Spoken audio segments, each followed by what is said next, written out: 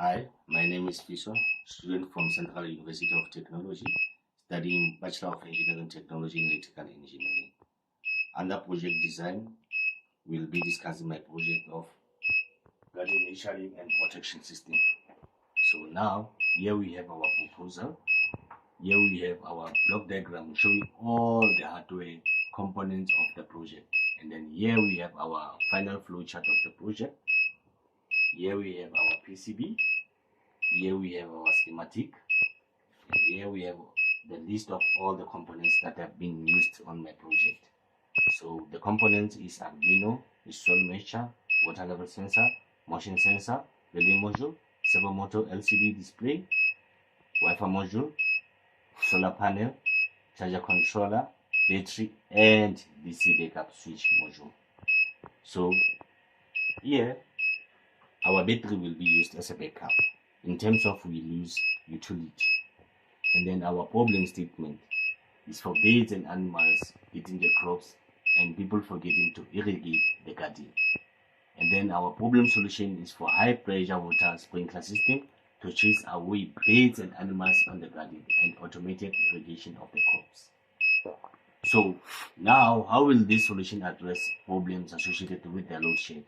So that's when we use our battery as a backup. And then for the system will be powered by the solar and then with the use of the battery backup, so that our controller or our system to be on all the time. And then our PIR detects the motion on the garden. The buzzer will issue out a sound and water pump will deliver high pressure water to the sprinkler that will be attached to the shipping. So now we'll check the PR sensor. Our PR sensor, it shows that our water reservoir is on low level. So now we're gonna fill our water level reservoir. So now when we fill our water reservoir, we'll also check the level of the tank.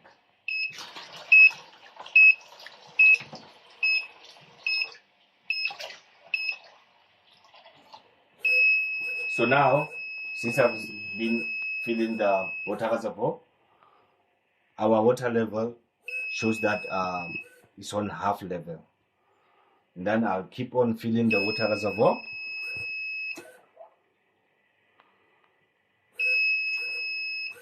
Now our level changes to full. So now our water reservoir is full now. As it shows to our PIR, it shows that our level of water is full. And then again, we'll go to our soil moisture sensor. Now, starting with the function of the soil moisture sensor is to activate the water pump.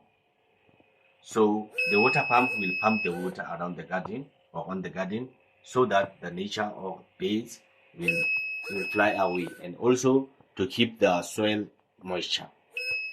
So now we'll see what will happen if our garden is dry. Take a look.